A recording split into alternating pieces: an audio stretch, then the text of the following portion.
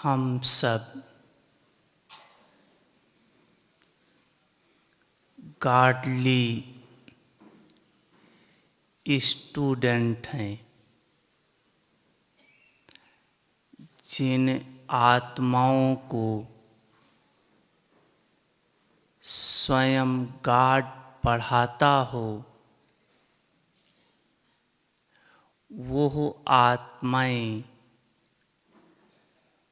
अति महान आत्माएं हैं। और जब पढ़ाने वाला ऊंच ते ऊंच है तो प्राप्ति भी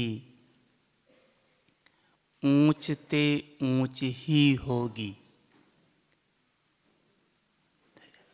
तो जैसे सर्व आत्माओं में श्रेष्ठ परम आत्मा है, वैसे साकार शरीरधारी में सर्वश्रेष्ठ लक्ष्मी नारायण है। तो सर्वश्रेष्ठ परम आत्मा सर्वश्रेष्ठ पद की प्राप्ति कराता है, और उस पद की प्राप्ति के लिए भगवान रोज पढ़ाई पढ़ा रहा है। और इस पढ़ाई की रिजल्ट जब निकलेगी, उसके पहले सर्व आत्माओं को उस पढ़ाई का पेपर देना पड़ेगा। बिना पेपर दिए पद की प्राप्ति नहीं होगी। तो जब पद इतना ऊंचा है तो पेपर भी ऊंचा होगा, क्योंकि पद ऊंचा पेपर साधारण ये तो हो नहीं सकता। जैसे बाबा कहता है कि लौकिक दुनिया में IAS ऑफिसर जो बनते हैं, उनका पेपर बड़ा कड़ा होता है, इसलिए बहुत थोड़े लोग पास होते हैं।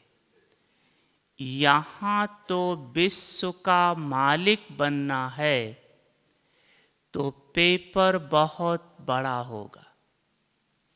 लेकिन दुनिया के पेपर में और बाबा की पढ़ाई का जो पेपर है, इसमें थोड़ा सा अंतर है।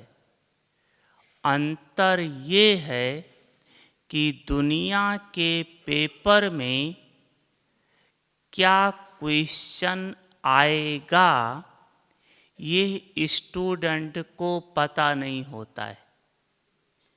लेकिन बाबा के यहाँ पहले से ही बता दिया जाता है कि यह क्वेश्चन आपके सामने आएगा। ऐसा क्यों होता है?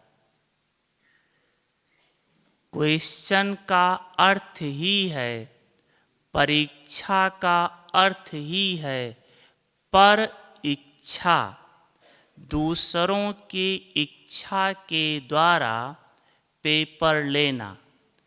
लेकिन यहाँ तो पेपर पहले से ही बता दिया जाता है कि यह पेपर आएंगे। ऐसा क्यों किया जाता है, या ऐसे बाबा क्यों करता है? इसका कारण है कि यहाँ अपना बाप ही टीचर है। उस स्कूल में टीचर अलग हैं, बाप अलग है, एग्जाम जो लेने वाले वो अलग हैं। यहाँ सब कुछ अपना मीठा बाबा ही है। इसलिए बच्चों को पहले से ही पेपर बता देता है और उस पेपर को कैसे पास करें वो विधि भी बता देता है। अब जो बच्चे उस पर पुरुषार्थ कर लेते हैं वो पास विद ऑनर हो जाते। हम आप सबको चलना है पास विद ऑनर होकर। वैसे तो जाएंगे सब घर में, चाहे पास विद ऑनर होकर चलो चाहे सजा खाकर चलो, जाएंगे जरूर, लेकिन चलने में अंतर है। जैसे आपने देखा होगा कि जब कोई बड़ा व्यक्ति आता है इस लौकिक दुनिया का, तो उसके आगे पीछे चारों तरफ पुलिस होती है, बंदूक लेकर चलती है। और एक व्यक्ति जो चोर है जब वो चलता तब भी उसके आगे पीछे भी पुलिस होती है पुलिस दोनों के साथ, चल दोनों रहे हैं, लेकिन चलने में कितना अंतर है। तो ऐसे चलेंगे तो सब घर, लेकिन एक है पास विद ऑनर होकर चलेंगे, धर्मराज भी रिगार्ड देगा, और एक धर्मराज के आगे तौबा तौबा करेंगे। अंतर है चलने में। तो जब हम सब बच्चों को बाबा ने प्रश्न भी बताया, उत्तर भी बताया है, तो पास तो अवश्य होना चाहिए। अब कौन कौन से प्रश्न हैं और उस प्रश्न को पास करने की विधि क्या है वो आपको बताते हैं। अंत में 8 प्रकार के पेपर सर्व ब्राह्मण आत्माओं के आएंगे और उन 8 पेपरों को पास करना ही पास विद ऑनर बनना है। पहला पेपर है 5 विकार अर्थात माया के द्वारा पेपर। दूसरा है 5 तत्व अर्थात प्रकृति के द्वारा पेपर। तीसरा है प्रकृति के द्वारा बने हुए साधनों के ना प्राप्ति होने का पेपर। चौथा है लौकिक संबंधियों के द्वारा पेपर। पांचवा है ब्राह्मण आत्माओं के द्वारा पेपर। छठा है शारीरिक कर्म भोग के द्वारा पेपर। सातवां है इबिल सोल के द्वारा पेपर। और आठवां है गंदी दृष्टि वृत्ति वाली जीव आत्माओं के द्वारा पेपर। ये 8 पेपर आएंगे। इन 8 पेपरों को पास करना है। जैसे पहला पेपर है 5 विकार अर्थात माया के द्वारा पेपर। इस पेपर को पास करने की विधि है जितना जितना आप अशरीरी भाव की स्थिति में स्थित रहेंगे, अर्थात जितना आप स्वस्वरूप में स्थित रहेंगे, माया से सेफ रहेंगे। जैसे जब आत्मा परम धाम में है, स्वस्वरूप में स्थित है, तो माया नहीं। जब आत्मा सतयुग त्रेता में शरीर में है, लेकिन स्वस्वरूप में स्थित है, उसको समझ है कि मैं आत्मा हूँ, इस कारण से शरीर में होते हुए भी माया विकारों से मुक्त है। तो एक तो जितना अशरीरी भाव का अभ्यास होगा, उतना माया जीत होंगे। दूसरी बात, जितना जितना आप अपने को अनादि और आदि संस्कार में स्थित करते जाएंगे, अनादि और आदि संस्कारों को इमर्ज करते जाएंगे, उतना ये द्वापर युग के संस्कार मर्ज होते जाएंगे। कोई संस्कार खत्म नहीं होता है, मर्ज और इमर्ज का खेल है। जितना आप इस समय अनादि और आदि संस्कारों को इमर्ज करते जा रहे हैं, उतना देह भान के संस्कार मर्ज होते जा रहे। अंत में जब संपूर्ण रीति से इमर्ज हो जाएंगे, फिर आप देवी या देवता होंगे।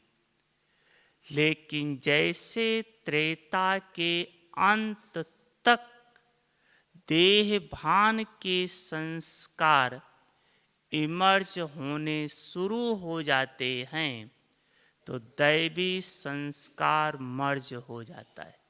तो मर्ज और इमर्ज का खेल है। तीसरी बात, इस समय जितना जितना आप स्वयं को मर्जीवा जीवन में स्थित रखेंगे, मर्जीवा अर्थात ब्राह्मण हूँ, ब्रह्मा कुमार, ब्रह्मा कुमारी हूँ, जितना स्वयं को इस स्थिति या स्मृति में रखेंगे स्वयं को, उतना माया जीत बन जाएंगे। क्योंकि ब्राह्मण जन्म मुख वंशावली है, कुख वंशावली नहीं है, मुख वंशावली है। देवताओं का भी जन्म मुख से नहीं होता है, लेकिन ब्राह्मणों का जन्म मुख से है। देवताओं से भी आपका जन्म ऊंचा है। देवताओं का जन्म सतो प्रधान प्रकृति से है, ये है जरूर। आपका जन्म ये तमो प्रधान प्रकृति है, शरीर भी तमो प्रधान है, लेकिन इस तमो प्रधान प्रकृति में स्वयं भगवान ने ब्रह्मा मुख से ब्रह्मा माँ के द्वारा हम बच्चों का जन्म दिया है। जितना स्वयं को मर्जीवा स्मृति में रखेंगे, हम ब्रह्मा कुमार ब्रह्मा कुमारी हैं, मुख वंशावली हैं। तो अगर पास्ट जन्म के संस्कार बस स्मृति आई भी तो तुरंत आ जाएगा, नहीं ये संस्कार तो पास्ट जन्म के हैं। हम तो ब्राह्मण हैं, ब्राह्मणों का संस्कार तो जो ब्रह्मा बाप का संस्कार सो ब्राह्मणों का संस्कार, जो शिव बाप का संस्कार सो बच्चों का संस्कार। यह स्मृति समर्थी भी दिलाएगी और यह स्मृति दिव्यता भी लाएगी। तो दिव्यता समर्थी स्मृति इन तीनों के मेल से आत्मा सहज ही माया जीत बन जाएगी। दूसरा है पेपर, 5 तत्वों के द्वारा पेपर। ये तो आपने सुना ही है कि अंत में ये 5 तत्व फुल फोर्स पर होंगे। बाबा कहता है जैसे कोई युद्ध कर रहा होता है तो जब अंत का सीन होता है तो बड़ा भयानक होता है, क्योंकि उसी समय हार और जीत का सीन होता है। तो फुल फोर्स से दोनों तरफ की लड़ाई होती है। तो 5 तत्व फुल फोर्स पर होंगे। जैसे बाढ़ है, भूकंप है, पानी नहीं है, ये सब समस्याएं बहुत आएंगी। बाढ़ और भूकंप ये बहुत विशेष होगा, लेकिन हम सब आत्माओं को प्रकृति जीत बनना है। ये बाढ़ और भूकंप हम सब आत्माओं को दुख न दें बल्कि सुख दें। तो किस स्थिति का अभ्यास करें जो ये बाढ़ भूकंप या प्रकृति का कोई भी प्रकोप आपको दुख न दे। मान लो भूकंप आता है, तो जिस समय भूकंप आता है आप क्या करेंगे? क्या करेंगे? अगर भूकंप अभी आ जाए तो क्या करेंगे? बाबा याद आएगा?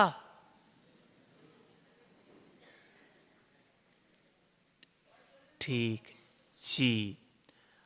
अगर आप योग युक्त हैं, यह अभ्यास अभी से बढ़ाना है। अगर योग युक्त हैं तो भक्ति मार्ग में भी कहावत है कि जहाँ योगी होता है, योगी आत्मा के ऊपर काल का भी प्रभाव नहीं पड़ता है।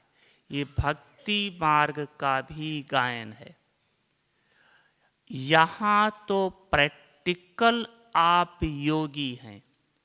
ये जो हम सब सुनते हैं कि जिसका साथी है भगवान, क्या करेगा आंधी तूफान, या चाको राखे साइया मार सके ना कोई, ये जो सुनते हैं ये प्रैक्टिकल हम सब बच्चों का है। आज तक जहाँ कहीं भी भूकंप आया है, अभी तक कहीं भी सुनने में ये नहीं आया कि किसी बाबा के बच्चों का कुछ हुआ हो। है ऐसा सुनने में आया है कहीं? नहीं। अभी तक बाबा रक्षा कर रहा है, बाबा रक्षा कर रहा है। बच्चों की स्थिति नहीं है। अभी बाप के रूप से बच्चों की रक्षा कर रहा है, लेकिन अंत के समय बाप का रूप बदल जाएगा, साक्षी हो जाएगा। फिर जिस बच्चे की जैसी स्थिति वैसे उसकी सेफ्टी। तो यह अभ्यास अभी से बढ़ाएं, निरंतर बाबा की याद में रहने का। अगर आप बाप की याद में हैं तो प्रकृति आपको कभी भी दुख नहीं दे सकती, बल्कि सुख देगी। वही भूकंप दूसरे को दुख देगा, लेकिन आपको सुख देगा। क्यों? दूसरे को दुख इसलिए प्रकृति के द्वारा मिलेगा क्योंकि इस समय ब्राह्मण आत्माओं को छोड़कर सभी आत्माएं प्रकृति को दुख दे रही है, गलत विचारों के द्वारा, गलत कर्म के द्वारा। इसलिए प्रकृति उनको दुख देती है। बाबा के बच्चे शुभ विचारों के द्वारा, बाबा की याद के द्वारा प्रकृति को पावन बनाते हैं, प्रकृति को सुख देते हैं। इसलिए प्रकृति भी सुख देती है। उदाहरण के रूप से, जैसे आपने सुना होगा 2-3 साल पहले गुजरात में भूकंप आया था, सुना होगा। मेन भूकंप की पॉइंट थी कच्छ, भुज, अंजार, ये सब एरिया विशेष पॉइंट थी। और वहाँ पर अपने भी बाबा का सेंटर था, अंजार में भी, भुज में भी ये सब था। तो जब भूकंप आया तो एक अपना सेंटर, मान लो भुज का ले लो, 3 मंजिला सेंटर था। एक अपना बाबा का सेंटर छोड़कर उसके आसपास की सब एरिया समाप्त हो गई। एक बाबा का अकेला मकान खड़ा रह गया और उसमें क्रैक भी नहीं आई।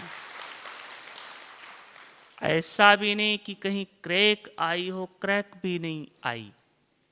और इससे बड़ी सेफ्टी देखो, ये तो पूरा सेंटर ही बचा, लेकिन जो बाबा के बच्चे क्लास करने आते थे, किसी के परिवार से 2-4 होंगे, किसी के परिवार से 1 होंगे। तो जो क्लास करने आते थे उनको छोड़कर उनके परिवार में सब खत्म हो गए, घर खत्म हो गया, लेकिन बाबा के बच्चों का कुछ नहीं हुआ। ये बहुत बड़ी चीज है, उसी परिवार में वो बचे रह जाएं। अब इससे बड़ी बात और देखो कि उस स्थान पर जहाँ अपना सेंटर है, खारा पानी आता था, पीने के लिए मीठा पानी नहीं था। और जब भूकंप आया उसी दिन से मीठा पानी आ गया, खारा पानी चला गया। तो देखो प्रकृति कितना सुख दिया बाबा के बच्चों को।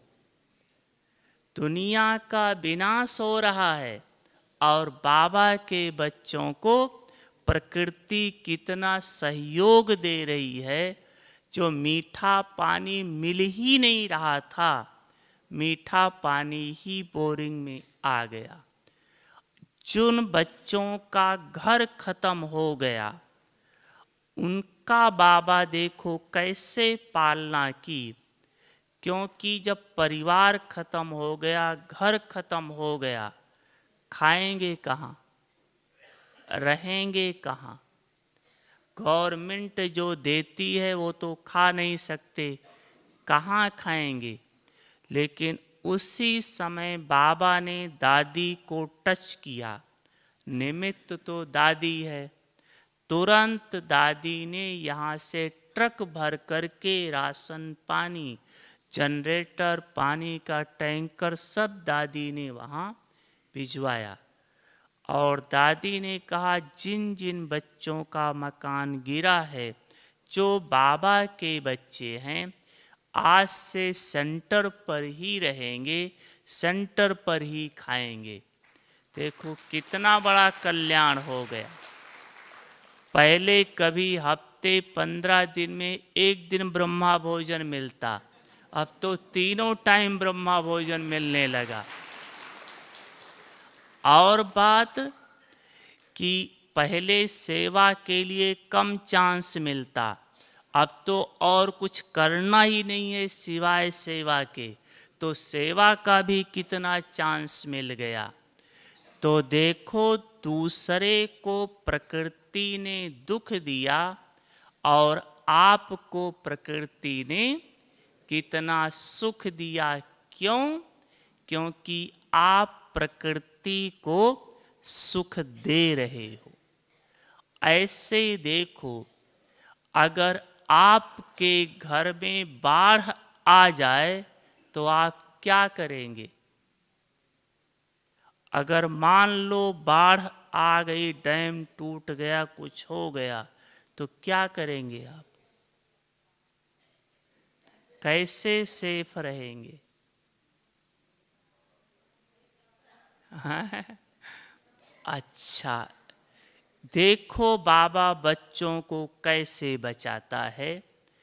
आपने सुना होगा 4-5 साल पहले उड़ीसा की तरफ भयंकर तूफान आया था सागर में, और मेन पॉइंट था पारादीप, जो सागर का पॉइंट है। हम देख करके आए हैं। तो वहाँ पर सागर से 2 किलोमीटर में, सागर ही समझ लो, एक अपना सेंटर है, 1 किलो दूसरा सेंटर है शायद 10 किलोमीटर दूरी पर, और तीसरा सेंटर है 30 किलोमीटर दूरी पर, जो मेन सेंटर है कटक। तो जिस समय तूफान आया तो जो मेन सेंटर है उस बहन ने कोशिश किया कि फ़ोन करके बहन को बुला लें, लेकिन तूफान के कारण संपर्क नहीं हो पाया। तो जैसे तूफान आया और बरसात हुई, सागर उछाल मारा तो अपना सेंटर में सेंटर भी देख करके आया हूँ, 2 मंजिला सेंटर था। तो अपना सेंटर नीचे था, मकान मालिक वाला ऊपर था।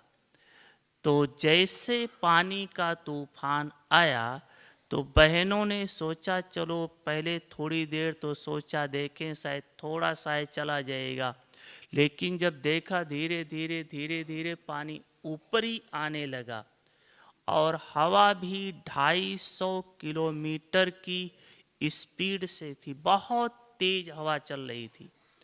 तो बहनों ने सोचा अच्छा ठीक है अब हम ऊपर चले जाते हैं, क्योंकि बचने का कोई साधन नहीं दिखाई दे रहा है।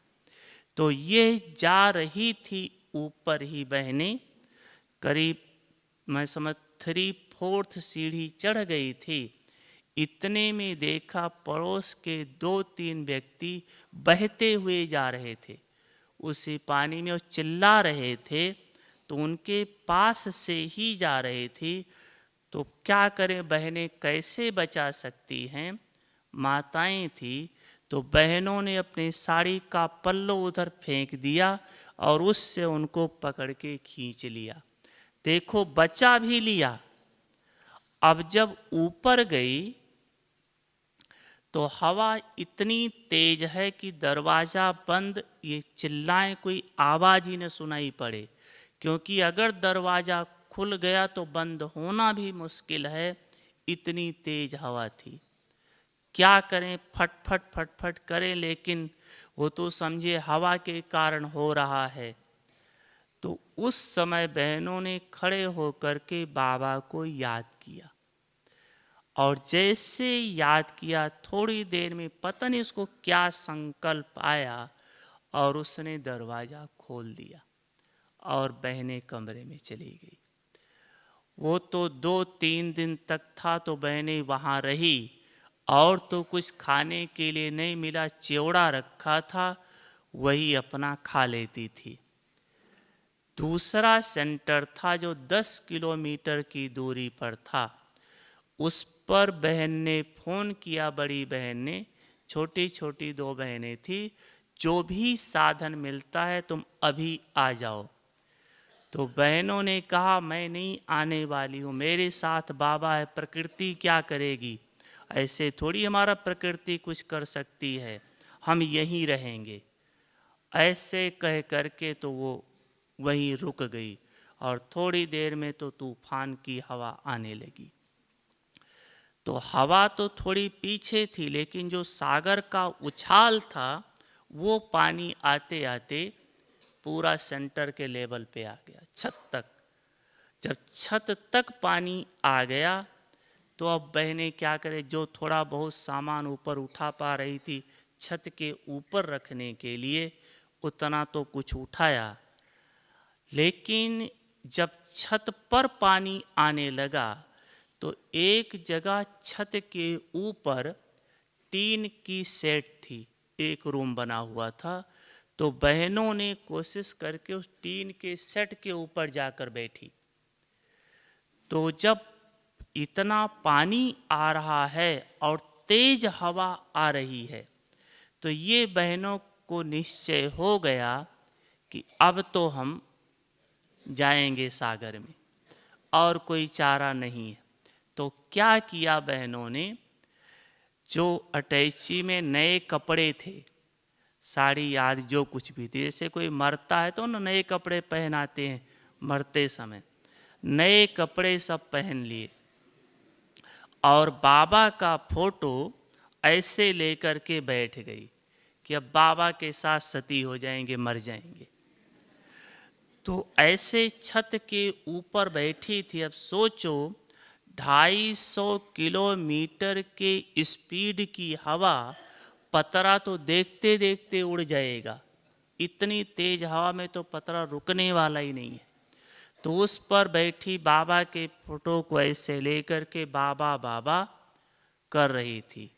बाबा की मदद देखो, जो तेज हवा आ रही थी, तो जहाँ अपना सेंटर था उससे 2 मकान आगे ही हवा का फिर रुख बदल गया, उसी तरफ फिर उलट हवा चली गई, यहाँ तक हवा नहीं आई। तो उसके बाद जब थोड़ी हवा रुकी तो गवर्नमेंट के हेलीकॉप्टर चारों तरफ चक्कर लगाने लगे। जो कोई होता था दिखाई देता था, खाने की पैकेट गिराया।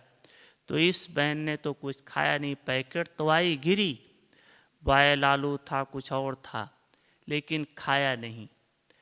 तो जो मेन सेंटर की बहन थी, चिंता तो उसको थी ही, गवर्नमेंट से संपर्क किया तो पता पड़ा कि हाँ वहाँ कोई बहन बैठी सफ़ेद साड़ी पहने हुए।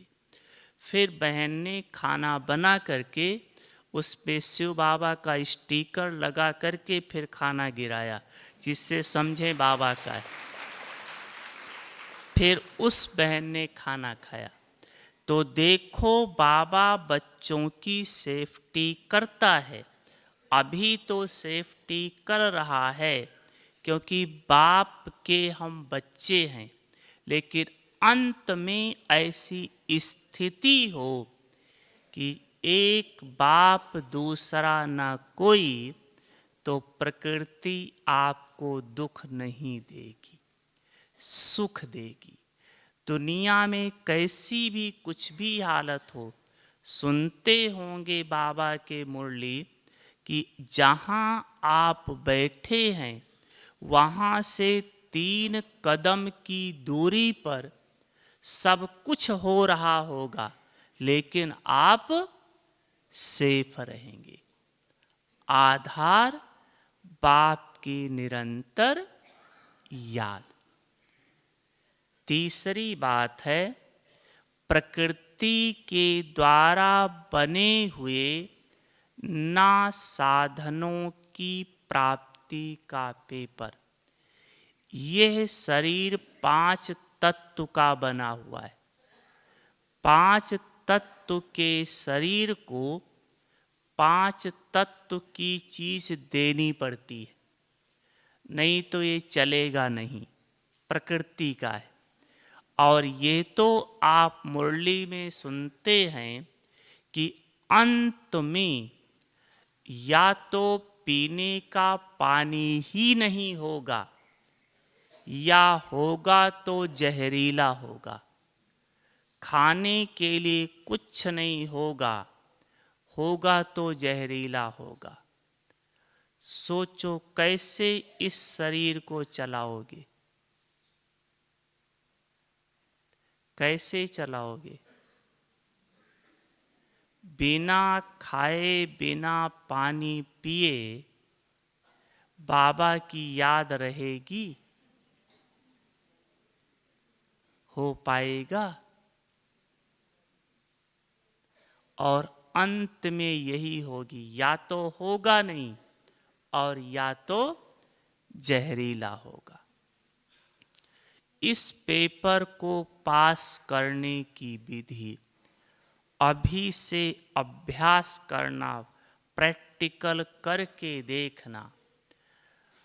अंत में बाबा ने कहा है, अगर आपको बाप की याद है तो पहली बात तो ये अष्ट शक्तियाँ आपके पास इमर्ज रूप में होंगी, और ये अष्ट शक्तियाँ कहीं न कहीं किसी न किसी रूप से आपको प्राप्ति अवश्य कराएंगी। कैसे? उदाहरण के रूप से आप सुनते हैं कि द्वापर युग में जब रजोगुणी सन्यासी थे, गुफा में छुप करके तपस्या करते थे, छुप करके, लेकिन लोग ढूंढ करके वहां भी खाना दे आते थे।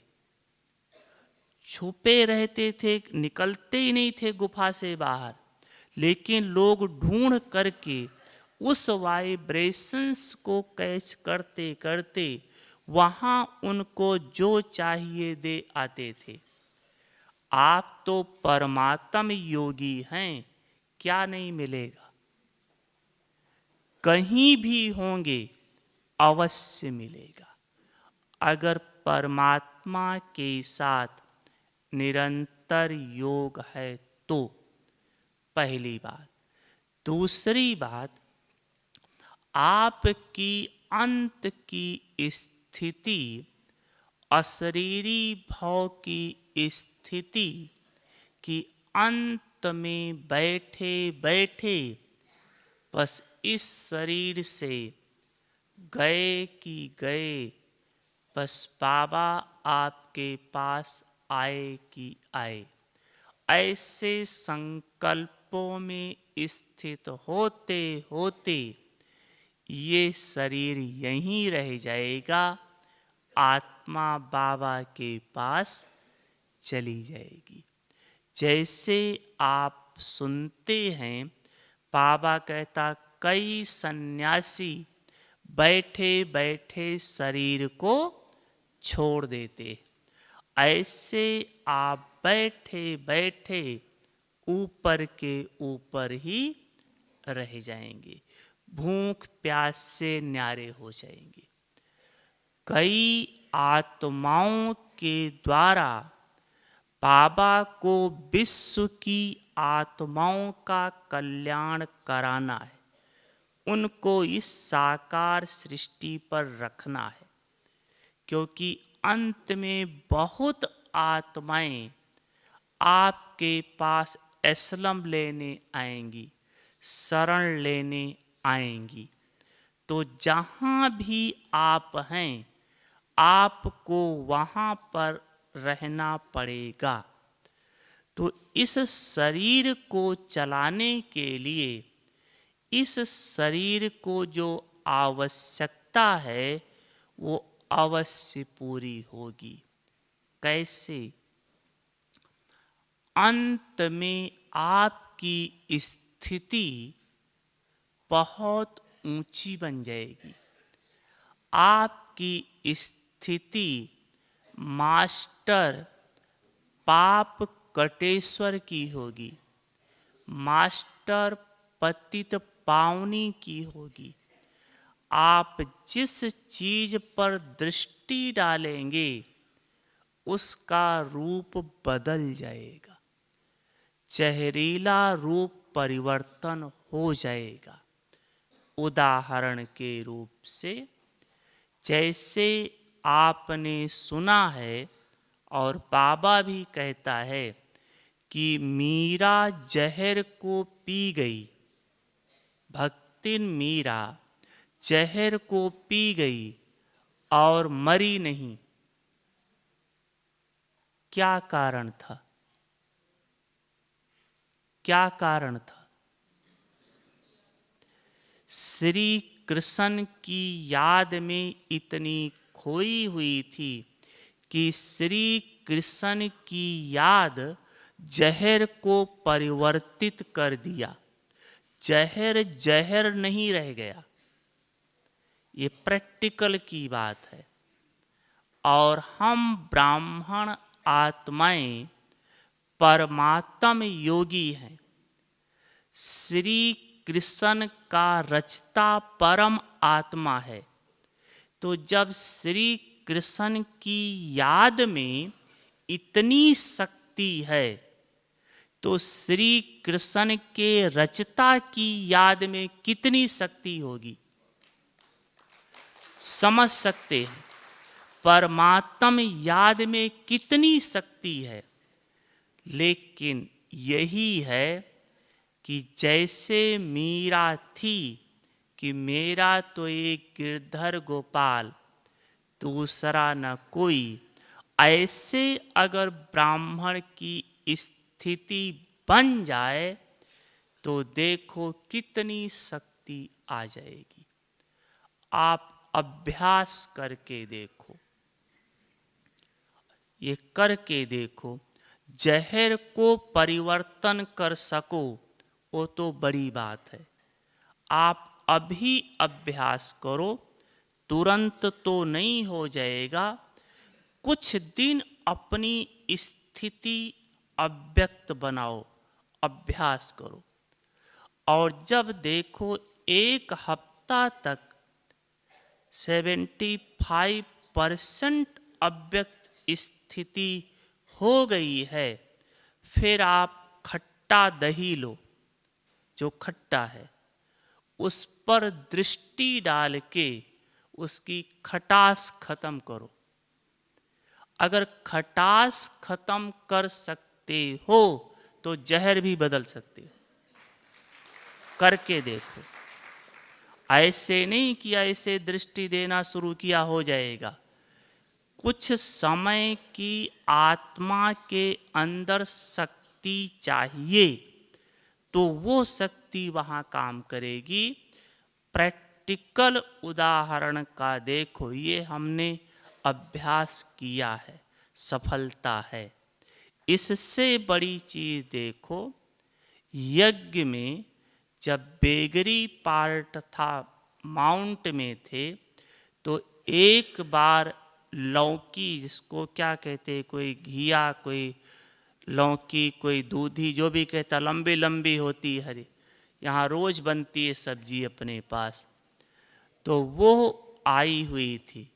तो उसमें कोई कोई लौकी कड़वी होती है, बहुत वो होती है, खाया नहीं जा सकता, इतना कड़वी होती है। तो मधुबन में वो सब्जी बनी थी, बेगरी पार्ट था, तो कुछ कड़वी भी लौकी आ गई थी, बन गई। बनाने के बाद जब टेस्ट किया तो सारी सब्जी कड़वी कड़वी। क्या करें? बाबा को बताया, साकार बाबा, ब्रह्मा बाबा को, और बाबा आकर के उस पर थोड़ी देर दृष्टि दिया। दृष्टि देने के बाद उस सब्जी की कड़वाहट खत्म हो गई। ये प्रैक्टिकल यज्ञ की बात।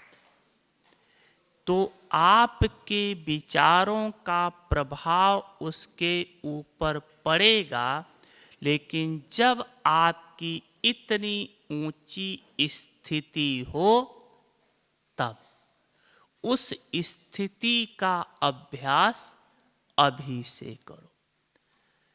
चौथी बात है, लौकिक संबंधियों के द्वारा पेपर। क्या पेपर आएंगे? क्या आएंगे पेपर? आपको सेंटर पर जाने के लिए मना करेंगे, वो उस समय नहीं होगा। लौकिक संबंधियों के द्वारा पेपर क्या होगा, ये तो आप जानते हैं कि अंत में हर एक आत्मा को अपने कर्मों का फल चुकतू करके बाबा के घर परम धाम सबको चलना है। इस समय आप अपने लौकिक संबंधियों को आप कहते हो कि चलो बाबा आया है, भगवान का ज्ञान सुनो, पापों को नाश कर लो, लेकिन वो आपका कहना नहीं मानते। तो आपकी तो गलती नहीं, आपने तो अपना फर्ज पूरा किया, लेकिन उनके ऊपर जो कर्मों का बोझ है, वो अंत में तो उनको चुकतू करना ही पड़ेगा, उससे तो वो बच सकते नहीं। तो अंत के समय उनको अपने कर्मों का फल भोगने के लिए आपके आँखों के सामने माँ बाप भाई बहन का मर्डर हो रहा होगा, त्राह त्राह करके चिल्ला रहे होंगे, हाय बचाओ चिल्ला रहे होंगे, क्योंकि कर्म का फल तो मिलना ही है। और एक तरफ उनकी ये हालत होगी, आपके आँखों के सामने आपके बहन बेटियों की इज्जत लूटी जा रही होगी, ये सब कुछ होगा, एक तरफ ये चलेगा, दूसरी तरफ आप बाबा की याद में स्थित होंगे। तो जितनी देर बाबा की याद में स्थित हैं, वो याद ही आपके सेफ्टी का साधन है। जैसे आपने पहले धार्मिक पिक्चर में देखा होगा कि जब असुरों और देवताओं की लड़ाई होती है, तो जब असुर बाण छोड़ते हैं तो देखा होगा कि देवताओं के आगे लाइट का चक्कर घूमता है और वो बाण लाइट के चक्कर में ही टकरा करके वापस हो जाता है, देवताएं सेफ रहते हैं। ऐसे आप जितनी देर बाबा की याद में स्थित हैं, उतनी देर आपके आगे लाइट का चक्कर चलता रहेगा और यह लाइट का चक्कर ही आपके सेफ्टी का साधन है। यही लाइट ही आपको सेफ रखेगी।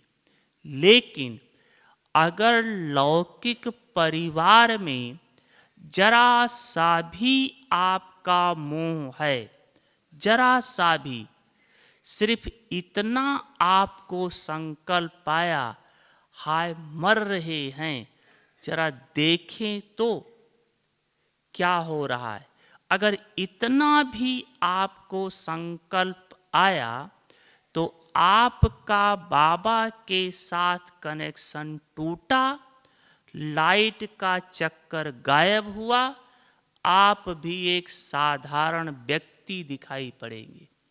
और उस समय अगर आपका कर्म का खाता रह गया है, तो जैसे उनके ऊपर छुरी चाकू चल रही है, वही हाल आपकी भी होगी। तो देखो, एक लौकिक परिवार की थोड़ी सी याद के कारण क्या हालत हो जाएगी। अब कईयों का प्रश्न उठता है, क्या लौकिक परिवार वालों का मदद करना फर्ज नहीं है? फर्ज है, लेकिन मदद तो तब कर सकोगे जब खुद सेफ रहोगे, तब तो ना। खुद ही नहीं सेफ हो तो मदद क्या करोगे? उस समय जितना आप बाबा की याद में स्थित हैं, वो बाबा की याद अगर लौकिक संबंधियों ने आपको या बाबा के यज्ञ में थोड़ी भी मदद की हुई होगी, सिर्फ इतना, संस्था अच्छी है, मेरी बेटी अच्छी जगह पर है, मेरा बेटा अच्छा जगह पर, अगर इतना भी कहा हुआ होगा तो उस समय आपके बाबा की याद का वाइब्रेशंस उनकी रक्षा कर देगा, सेफ हो जाएंगे। तो आपकी स्थिति उनकी रक्षा करेगी। और अगर आपको थोड़ा भी मोह होगा तो बहुत उलट हो जाएगा। इस पेपर को पास करने की विधि बाप के साथ प्रैक्टिकल में सर्व संबंध जोड़ना। बाबा ही मेरा, माता पिता बच्चा बहू साजन सब मेरा बाबा ही। फिर जब इतना बाबा ही मेरा सब है, तो बाकी सारी दुनिया ही हमारा परिवार है। फिर तो एक दो परिवार हुआ ही नहीं ना, या तो बाबा संसार या तो सारी दुनिया ही हमारा है, फिर मोह हट जाएगा। तो इससे पार होने की विधि बाबा ही हमारा संसार है। अच्छा, टाइम तो हो गया है।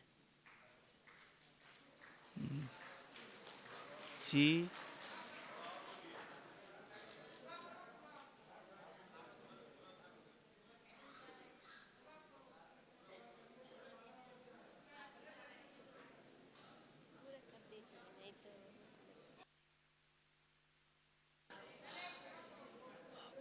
अच्छा, ठीक है, फास्ट कर लेते, जल्दी कर देंगे।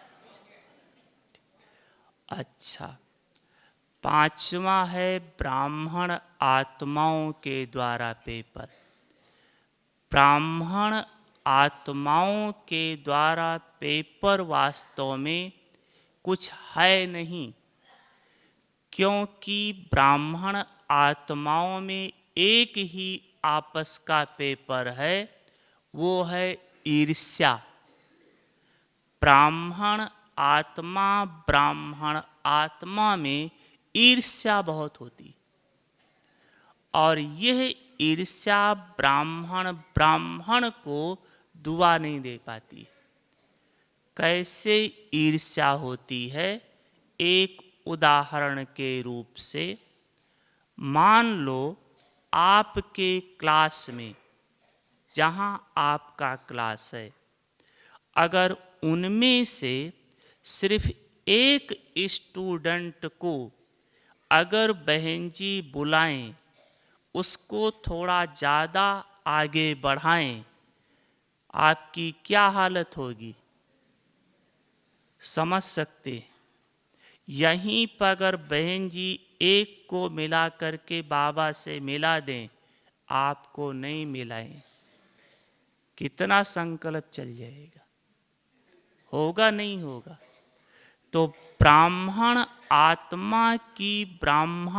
आत्मा से ईर्ष्या बहुत है। नहीं तो देखो, एक ब्राह्मण को बुलाएं तो दुख होता है, उसी स्थान पर अगर एक अज्ञानी को बुलाकर और अगर उसकी टीचर्स महिमा करती तो आप खुश होते। अज्ञानी में खुश हो रहे हैं और ब्राह्मण में परेशान हो रहे, उल्टा है। ऐसा क्यों होता है? वास्तव में जो भी टक्कर होती, ईर्ष्या होती है, दो बात के कारण होती है, या तो मनी या तो मान। ये दुनिया में है, या तो गद्दी के लिए लड़ते हैं या तो पैसे के लिए लड़ते हैं। यहाँ दोनों चीज नहीं है। अगर आप भंडारी में डालते हो तो टीचर को नहीं देते हो, अगर हाथ में भी देते हो तो बाबा को समझ कर देते हो। तो ना तो मनी का चक्कर है, ना मान का चक्कर है। एक बाबा है बड़ा, बाकी हम सब एक परिवार के। लेकिन ब्राह्मण आत्माओं का आपस में लगभग जन्म इकट्ठे ही हम सब रहे हैं। थोड़ा सा समय अभी लास्ट में बिछुड़े हैं, तो जब ज़्यादा समय इनके ही साथ रहे हैं तो हिसाब किताब किसके साथ होगा? इन्हीं के साथ है ना। तो हिसाब किताब ईर्ष्या कराती है। ईर्ष्या करना चाहते नहीं हैं, लेकिन कराती है। इसको चुकतू करने की विधि है हर ब्राह्मण आत्मा के प्रति शुभ भावना रखना। ये बहुत बड़ी चीज। वो आपको गाली दे, आप शुभ भावना रखो। आप देखेंगे कई ऐसे भाई बहनें कहते हैं कि हम तो उसके लिए बहुत अच्छा सोचते हैं, बहुत शुभ भावना रखा, लेकिन पता नहीं मेरा क्या है, मानते ही नहीं, कुछ कहना सुधरते ही नहीं है। अगर आपका हिसाब किताब है, मान लो मेरे साथ आपका हिसाब किताब है, हमें चाहे दादी समझाए, चाहे कोई भी समझाए, जब तक हिसाब किताब है मानेंगे नहीं। बुद्धि में बैठेगा नहीं, आएगा ही नहीं। और जिस दिन हिसाब किताब खत्म हो जाएगा, अपने आप ही समझ जाएंगे कि मेरी गलती थी, परिवर्तन हो जाएगा। तो मेन चीज है हिसाब किताब को खत्म करना, और उसकी विधि है शुभ भावना। किस प्रकार से? बाबा इस आत्मा का कल्याण हो जाए, बाबा इसका बुद्धि योग आपसे एकाग्र हो जाए, बाबा ये आत्मा भी आपसे वर्षा ले ले, बाबा ये आत्मा भी सुखदाई बन जाए। ऐसे शुभ भावनाएं रखो। देखो, जो हिसाब किताब 1 महीने में खत्म होने वाला था, आप देखेंगे 3-4 दिन के अंदर खत्म हो जाएगा। फिर दिल का मिलन हो जाएगा। इसके बाद है शारीरिक कर्म भोग के द्वारा पेपर। अंत में बहुत दर्द होगा शरीर छोड़ते समय, जिसको बाबा कहता है सहन नहीं होता है, ऐसा दर्द होगा। ऐसे समय में आत्मा को अगर दर्द की फीलिंग रही, तो अंतमते सागते पद भ्रष्ट हो जाएगा। लेकिन किस प्रकार से शारीरिक कर्म भोग को क्रॉस करें, इसका उदाहरण अपने सामने ब्रह्मा बाबा है। जब बाबा ने शरीर छोड़ा, तो एक बार संदेशी ने पूछा बाबा से कि बाबा, जब आप शरीर छोड़ा तो हम बाहर का तो रूप देख रहे थे, फिर दादी के हाथ में हाथ था और सहज शरीर छोड़ दिया। बाबा, आपकी आंतरिक स्थिति क्या थी जिस समय आप शरीर छोड़ा? तो बाबा ने अपना अनुभव बताया कि शरीर छोड़ते समय क्या क्या हुआ। तो बाबा ने बताया कि जब आत्मा शरीर छोड़ रही थी, उस समय 3 बातें एक साथ चल रही थी। बाबा ने बताया, एक तो बाबा ने कहा कि जिस समय आत्मा शरीर छोड़ रही थी, तो क्या देखा बाबा ने कि आत्मा मस्तक से उतरकर धीरे धीरे धीरे धीरे पैर के अंगूठे तक गई, और फिर इसके बाद अंगूठे से ऊपर आते आते मस्तक से निकल के चली गई। तो जैसे अंगूठे से ऊपर आती गई, धीरे धीरे दर्द समाप्त होता गया। तो बाबा ने जब ये देखा, तो उस समय बाबा ने बताया कि 3 बातें क्या चल रही थी। एक तो ब्रह्मा बाबा शिव बाबा से रोरियान कर रहा था, बाबा आप कितने मीठे हो, बाबा आप मुझे अपने पास बुला रहे हो, बाबा आप कितने प्यारे हो, मुझको आप समान बना लिया, अब बाबा मैं आपके पास आ गया। ऐसे बाबा से मीठी मीठी बातें चल रही थी। एक दूसरा, दादी के हाथ में हाथ था, शक्तियां बिल कर रहा था। और तीसरा, बाबा ने कहा कि कर्म भोग फुल फोर्स का था। तो एक तरफ कर्म भोग फुल फोर्स का, दूसरी तरफ कर्म योग फुल फोर्स का था। कर्म योग का अर्थ देखना भी कर्म है, सांस लेना भी कर्म है। तो कर्म योग ने कर्म भोग पर विजय पाई। किस रीति से?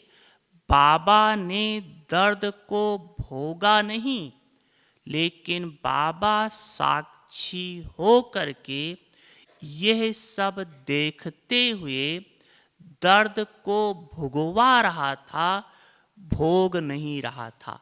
अंतर है। क्या अंतर है?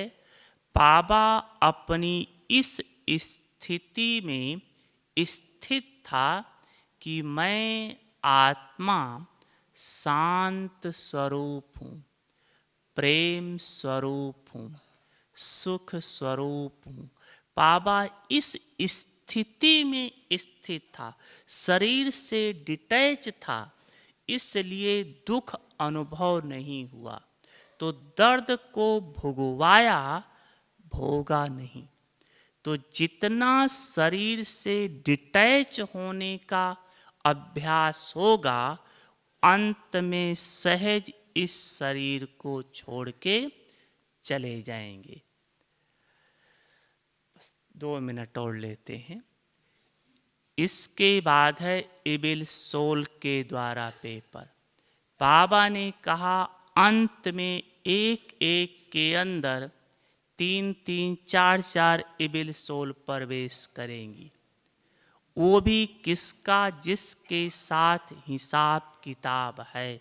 तो अगर आपके साथ हिसाब किताब है लेकिन प्रवेश न कर सके, उसकी सहज विधि है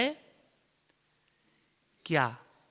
तो बात, जिसके अंदर पवित्रता का बल और बाबा की याद का बल है, इस दो बल के आगे कोई भी सोल आपके नजदीक आ नहीं सकती। पवित्रता का बल और योग बल, वो इबिल सोल है, आपके साथ सुप्रीम सोल है। सुप्रीम सोल के आगे कोई शक्ति नहीं जो आ भी सके। उस पर विजय प्राप्त करने का साधन पवित्रता का बल और याद का बल।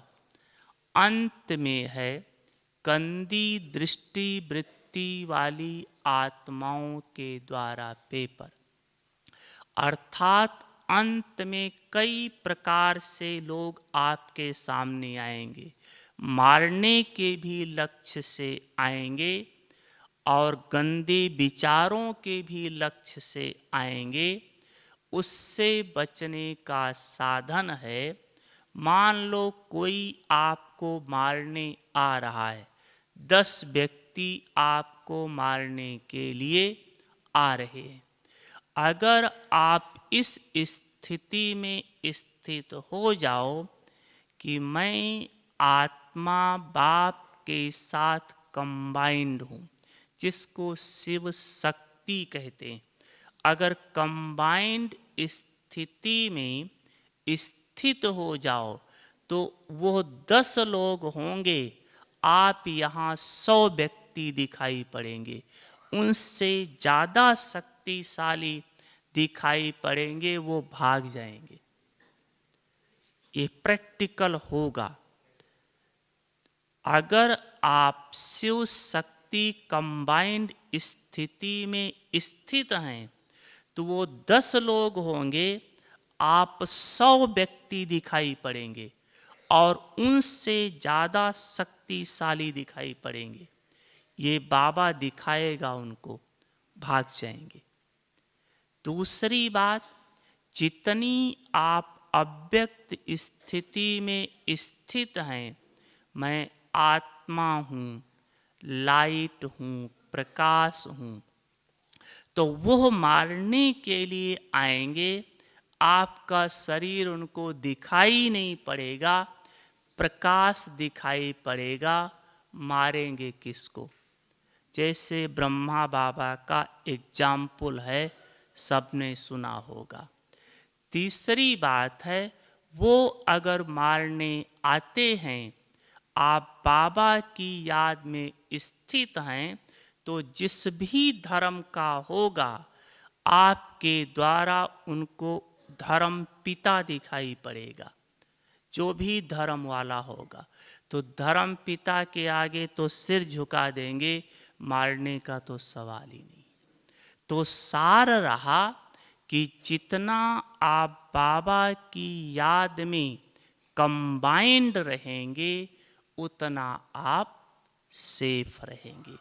तो यह 8 पेपरों को पास करके पास विद ऑनर होकर बाप के साथ बाप के घर चलेंगे। अच्छा, ओम शांति।